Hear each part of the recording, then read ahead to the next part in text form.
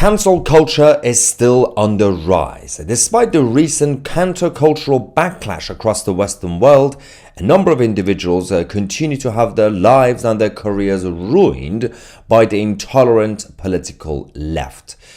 The issue with this is that some might have a bigger platform, some might be famous enough to use their voices to defend themselves, and of course their supporters and their followers will have their back.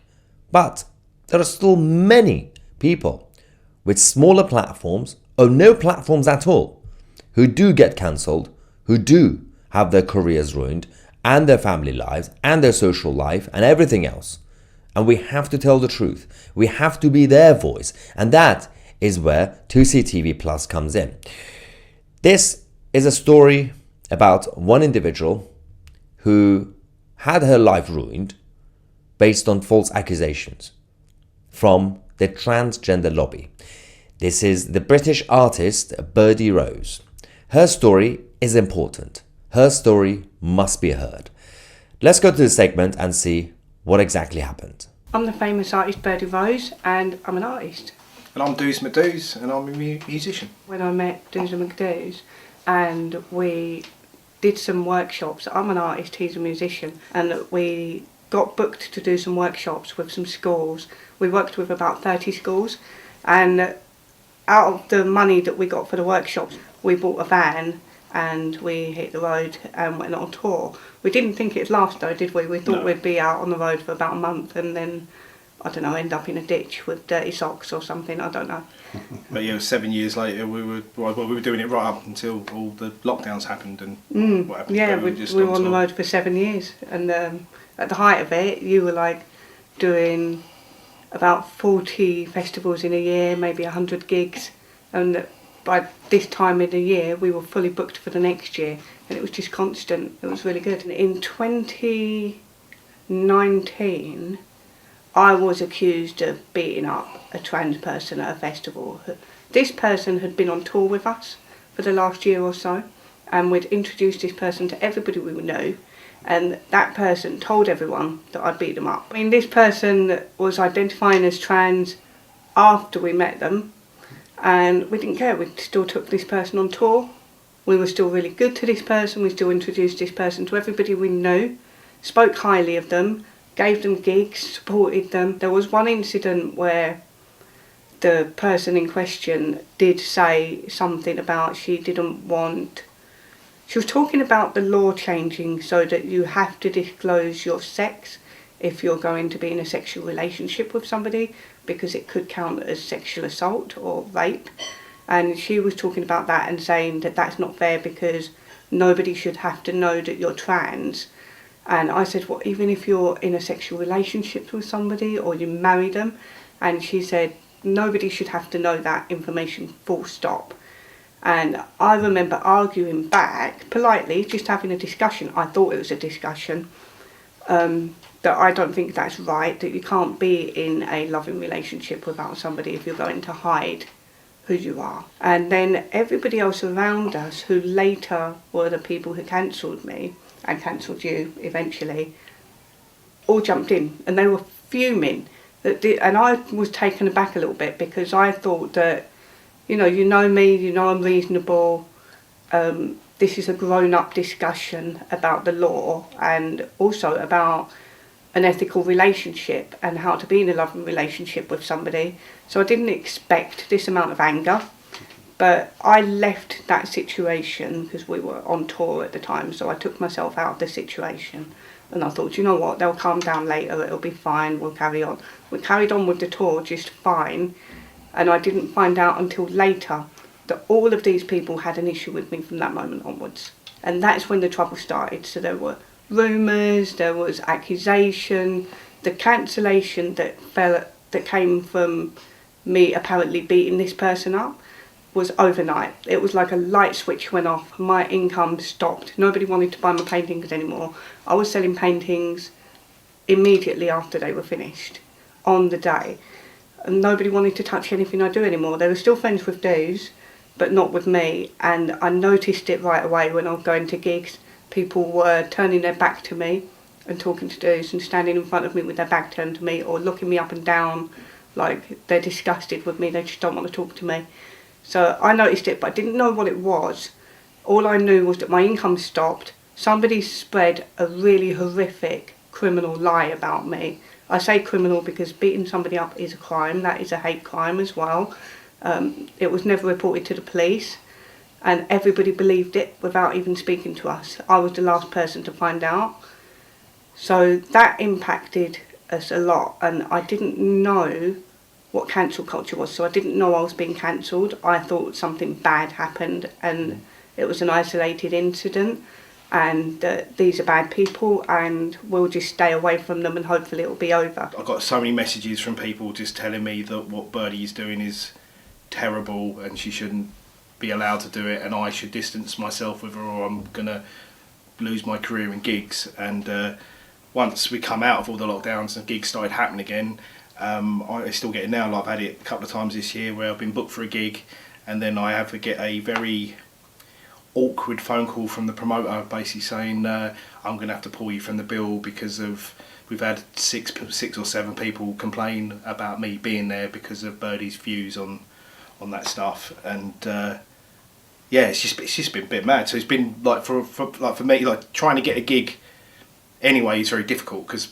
we're independent completely, so we haven't got any like booking agents or anything like that, so everything's done off us asking. So actually getting someone to take a chance on you in the first place is difficult, and it's just put like extra barriers on it. So like we said, like before I was doing like 100 gigs and like 40 festivals in a year, and this year I've played 5 gigs, and it's just and a few of them got pulled as well. So and on top of that, people who go to your gigs and if they post about it online, they will get abuse. Yeah, people get hassled about doing it. I've been but also like a lot of my, I suppose, core fan base as well really did like turn their back on us over it all. So it's just suddenly completely lost my income from it all. And he was the breadwinner, so on tour you made everything we needed to make. We were like not grandiose or anything. No, it was living in a camper van, but we were like on the road and we hit minimum wage, and we were like, yes, we've hit minimum wage out of nothing, because when we started we were homeless and didn't have anything. So that was an achievement, even though it was difficult to do because it costs so much to live on the road as well, and especially if you're travelling from one end of the country or to another country and then back again.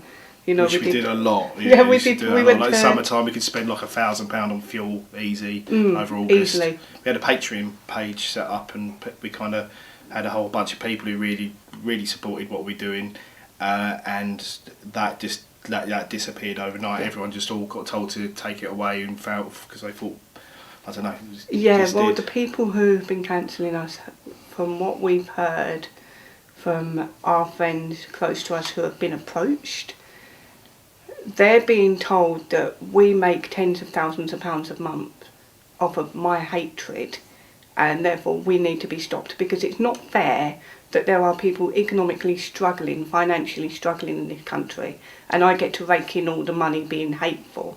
So that's how I think people are being persuaded to try and financially hurt us, because it's a sense of financial injustice that there's people out there struggling and we're like making all this money, which wasn't even true. Being bigger. Yeah, it's not true. That's the worst bit of it. It's not true. I think the reason we've been cancelled is some sort of petty revenge for something we don't even know what we've done.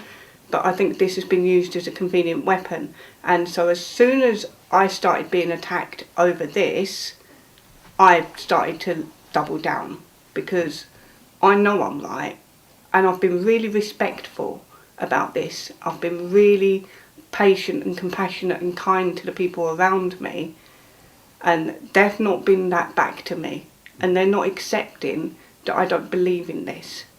And that's when I started to double down and be more vocal, because if I'm going to be attacked, I might as well say what I think. In lockdowns, how the second cancellation started, because we were all in lockdown, so it was all online. Your ex-drummer, actually, used to be in your band. He's had an issue with us for years, didn't want us to get together, and we got together, and this is why I think it's petty revenge.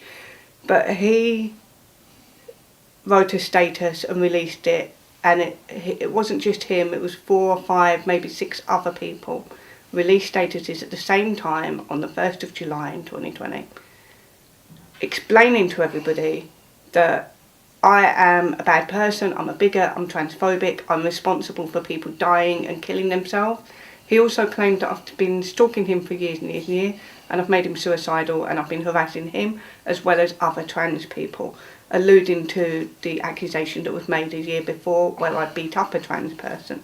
He also claimed that I've attacked him and insinuated that this was a physical attack, and then other people started to say the same thing, and that was absolutely devastating because that whole day I've never been piled on like it before. My whole every page I had on social media was bombarded, not just for that day, but for months, bombarded with abuse, people telling me how like awful it is, what I've done to these other people. People we knew were making these announcements that they didn't know that my art was transphobic, and that now that they've been told, they realise the error of their ways. So people were making announcements like they're burning my paintings, they're throwing my paintings in the bin. Line, wouldn't they? They're burning my t-shirts. Yeah, they've burned your t-shirts, throw your CDs in the bin.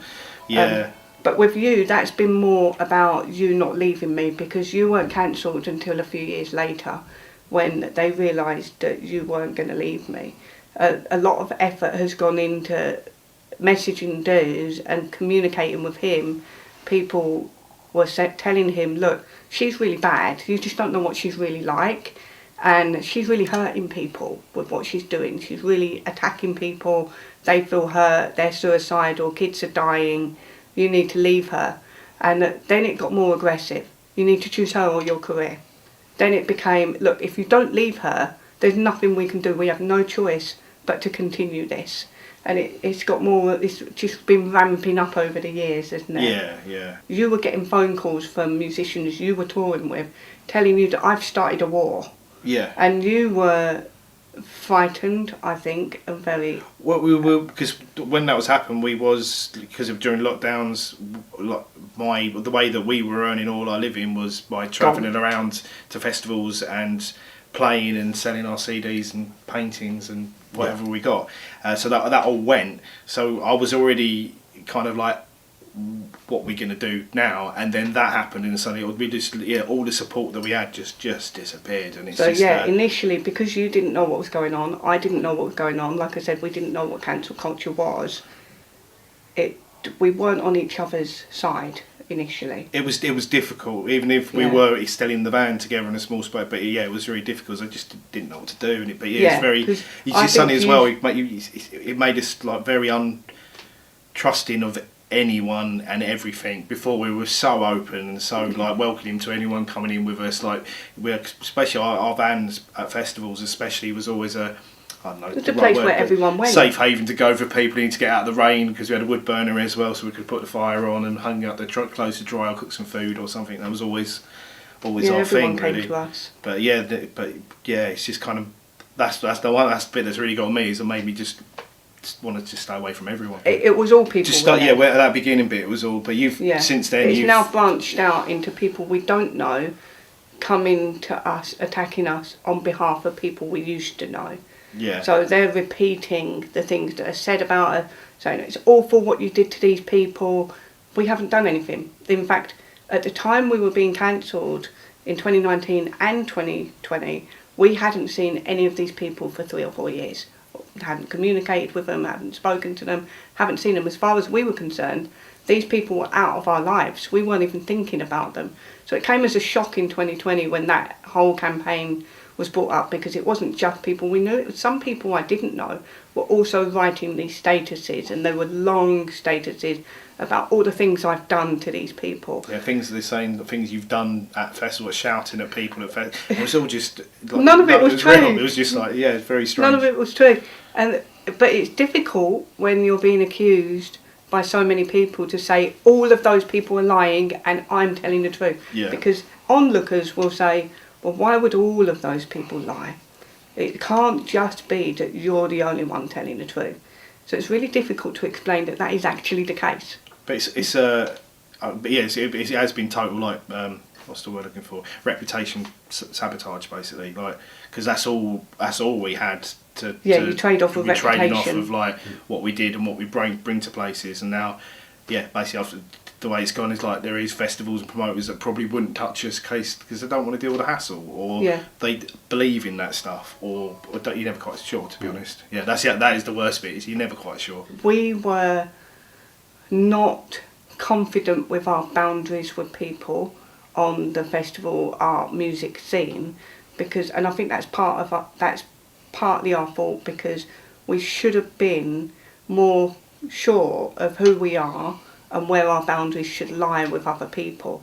We've learned that now. Maybe I'm going too far the other way with my boundaries and nobody's getting in. But that's what happens when you get burnt. You've got to recover. And I think a lot of cancel culture, now that I've had time to think about what happened to us and then compare it to what's happened to other people, I think it comes down to personality type.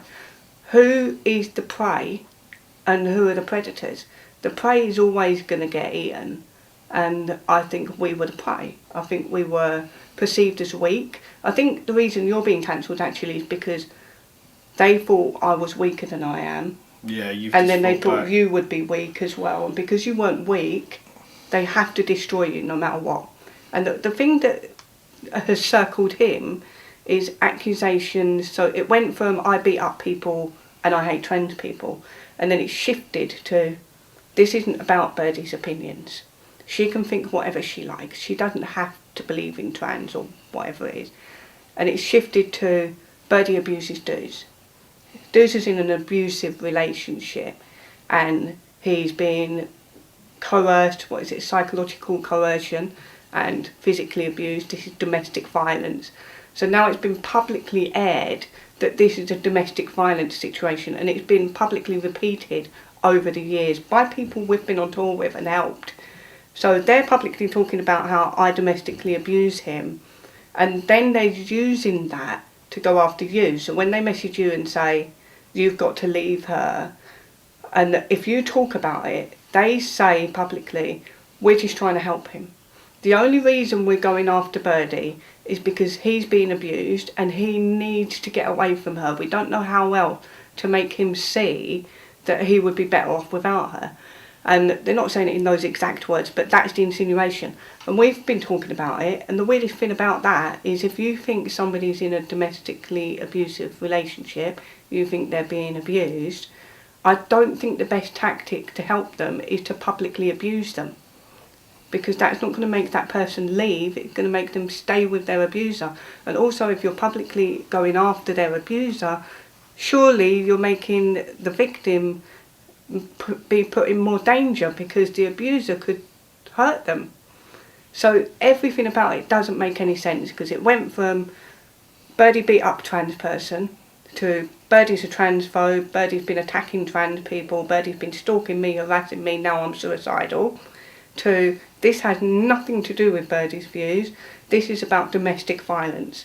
This is Birdie is an abuser, Doos is in an abusive relationship with her, and we're doing our best to rescue him. And there were whole threads on Facebook about how best to rescue him from this relationship. So what evidence did they have of what they thought they were? None. They didn't provide any online. People just believe it. But what we found out recently is, and this is another thing that makes us not trust people around us, is people around us that were like mutual acquaintances knew about these accusations. So we found out that these accusations started when we got together.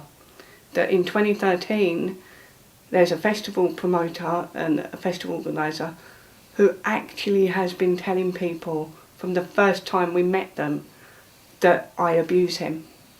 And we have no idea why that's been happening, but we only found that out recently. Yeah, it was last year. Well, no, it was this summer, wasn't it? Yeah. And, you know, it's, on one hand, it's like, thank you for telling us. On another hand, it's like, you didn't tell us this 10 years ago. How can we trust anyone?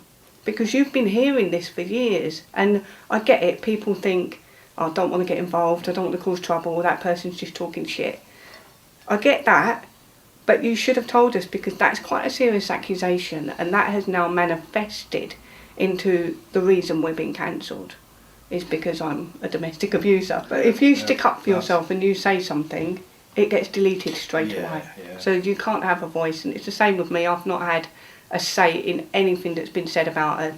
I don't get to put my hand up and say, hey, I didn't do this, without everybody pushing back and saying she's lying. I think social media has given people permission to unleash on others and say whatever they want. It doesn't have to be true. You can say whatever you want on social media, and anyone will say that you're right, and anyone could say that you're wrong, and there's no evidence required for either side. So if you have a bunch of people saying you did something, you really have no recourse unless there's like CCTV or some sort of evidence you can bring to the table. I can't prove that I didn't beat somebody up. I can't prove that I didn't beat all these people up. About 5 people have accused me of beating them up. I can't prove I didn't do it. I just know I didn't do it. The only thing I can prove is there's no police record of it. Nobody saw it. Nobody can testify that they saw it. That's the only thing I can bring to the table. I can prove that I haven't been harassing anybody or stalking anybody, because I have offered to prove that. And I offered it to the police when I was talking to the police about, because police have been involved on behalf of my stalker, who accuses me of stalking him. I offered the police to have all of my devices. Said you can have them, you can look through them, take anything you want, and they have not taken that. But at any time if the police were ever to say to me, we think you're harassing, we think you're stalking somebody, we need to look through your devices, I would be happy to. That's the only recourse I've got. Other than that, it's my word against theirs.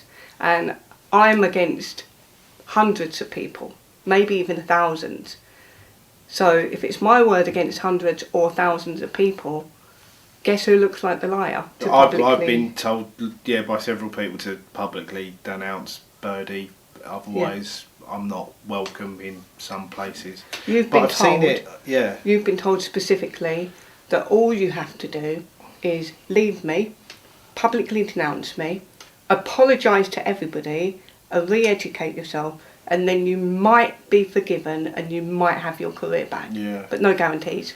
Yeah. So do you think social media has been a big influence in this? I think so. I think it encourages people to lie because they can get away with it, but the more they give in to that impulse, I think it cultivates a sadistic trait in people. I don't know how much that is true. It's just an idea that I've got from listening to other people talk about that. Yes, and I think it's true. Because you're training it, aren't you, as a thing that you're doing more and more. Well, it's like a muscle, right? Yeah. So if I'm lifting weights with this arm every day, that's going to get really strong. But if you're every day going online anonymously, not being accountable for your actions in any sort of way, and you go online and all you do all day is send horrible messages to people or lie about people or play victim, you're training your mind to think that way more, and you're cultivating that trait in yourself that this is who you are, and you might even become convinced that that's who you are. And I think a lot of people are leaning into their more sadistic side, and I think the internet and social media gives them permission to do that, because nobody's going to hold you accountable. You can say anything you want about anybody unless that person's untouchable.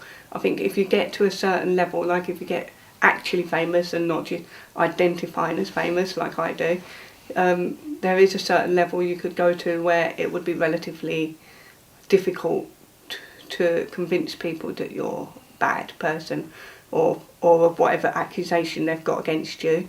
There are some very famous people that do have all sorts of accusations thrown at them, and it doesn't seem to necessarily penetrate their career, if that makes sense. But you have to get past a certain level. Everybody else, we're all up for grabs. I don't know, I just think people need to talk to each other more, but I don't know how to. They just don't, though, do they? They just kind of. They've got their set of beliefs and that's it, and there's no budging. Well, I think if you spend more than half of your time online and you develop a persona of yourself and an idea of yourself and an idea of the world based on what's happening online, so you've got like parallel lives, double life you're living, you're going to become somewhat disconnected to how with other people and how to interact with them, especially when a disagreement comes up. Because online you disagree with someone, the first thing people do, it's like being in a car, the first thing they do is abuse the other person, because you're untouchable, like when people are driving. So I think it's severely impacting our ability to communicate with each other effectively, face to face. Look, when we go out for dinner, there's all sorts of people on the other tables sitting across from each other staring at their phones. Because with the social media as well, isn't it? Because everything's like tailor-made to you, so everyone's got their own like little echo chamber of whatever they're into, looking at it, so they can totally believe that everyone, people start believing that everyone thinks exactly the same, because that's what you're seeing all the time. Because before, everyone would watch all the telly and stuff and see what's going on there, but now everyone's literally, it's all disjointed and kind of, And it's not only that, if you've got everything tailored to you on the internet, like your Spotify playlist, you don't have to listen to a whole album anymore. You can pick out the bits you want of all the albums and make your own playlist that is tailored to you. Your social media is tailored to you. You step out in the world, it needs to be tailored to you, including other people. They're now an object for your world. They are part, like, you are the centre of the universe, and everything else has to fit around it in the way you want it to. And I think that's a problem that we're seeing, and that's part of the manifestation of cancel culture. But I also think with the rise of violence, that is just, I think it's really scary, because I do think there's a rise of violence, and I think there's a rise of people not trusting anyone around them, not trusting governments, not trusting authority, and I can see why nobody trusts anyone. But I think, like you say, the only way that can be resolved is people talking face to face. And if people are being stunted emotionally and psychologically in their ability to have discussions with other people that might be uncomfortable, then yeah, we're going to end up with some violence, and I don't want it. I think that's why these long form podcasts, like Joe Rogan podcast, you've now got Modern Wisdom, you've got Trigonometry, you've got Jordan Peterson, everyone's doing it. And the reason that's so popular, no matter what genre of podcast it is because we're all craving conversation, and we're not getting it in our real lives. I mean, me and you do, but when I say we, I mean the universal we. We're not getting it in our real lives. We're not getting it day to day. We're not getting enough of it. And I think that's why those podcasts are really popular. The reason I think violence is erupting, though, is because of the lack of trust and the anger, the feeling gaslit, the feeling lied to, no matter what political side you're on or what you believe in. Everybody's feeling like they've been mugged off. I think people are having their ability to cope with life stunted, and I think part of that is we're seeing it in the education system. I don't think the education system is helping kids to necessarily cope with life. Not that that's what it's necessarily for, because I remember when I was in school, you learn your English, maths and science and all this stuff, but you also learn how to deal with other people. Like, there was always people in your class you don't like, there's always people you do like, and you have to deal with them. And in today's society, you don't just have to deal with them in school, you have to deal with them at home, but you deal with it by going online, and either you bully someone to death or you're the bullied. And it seems to kind of be that way. Hopefully a lot of parents are not giving their kids phones anymore. I think that's been a mistake, because when you glue kids to the phone and they're watching YouTube all day, they're not learning to interact with each other like they would if they go to Scouts or Brownies, or they do like football after school. They're learning all their social interaction that way, but they're also watching their parents. Their parents are looking at their phone. So what are they going to learn from you if you're staring at your phone? How is your kid going to learn to interact with other people? There's a bit of that. I think there's multiple factors in the reason that people are growing up not being able to cope. But I also think the victimhood thing and the mental health thing are connected. So I think the mental health issue is, what do we even mean by mental health? That's just a buzzword now. And we've got so much talk in our society about mental health, yet it seems to be getting worse. So it's like, we need to be more accepting of mental health issues. Okay, the more accepting we are, the worse it's getting. So how are we going to solve this problem? Because I actually think there's a middle ground where you can be accepting of it, but not everything has to be a diagnosis. Like, for example, on my Instagram, I've been talking to you about how, like, I'm struggling to keep on top of juggling my workload and going to the gym, and I need to plan out my day more and be more organised. Something I've always struggled with, because I'm an artist and I get carried, or I get locked in, and that's it. If I'm doing a painting, that's all I'm doing. Suddenly I've lost 2 days. So I'm struggling with that, and the more I talk about it, the more I'm getting these adverts on my social media for, we need women between the ages of 20 and 35, you know, my age group. We need women in this age group who might be suffering from ADHD, and we want to see if we can give them a diagnosis. And it's all these little trials and things. And I'm like, wow, this is how people are self-diagnosing, and they're becoming convinced that they have something wrong with them. And I think that looking for something wrong with you is recognising that you're not feeling competent in the society that you live in. So instead of accepting the challenge of how to become competent in the society you live in, it's easier to say there's something wrong with me, therefore I do not have to compete in this society. And then if you escalate that to victimhood, well, not only do I not have to compete in society because something's wrong with me, but also I'm a victim, so I'm now higher up on the oppression totem pole or whatever it is than anybody else is, and everybody else has to bow down to me now and do what I say. And that's where the entitlement comes in, because everything's catered to you anyway. So I'm a victim. I can't compete in this society because I'm a victim and because there's something wrong with me. I'm damaged.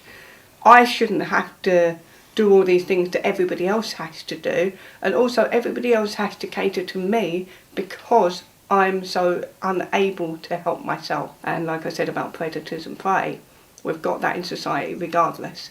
So who's going to be the predator and who's going to be the prey? We'll see.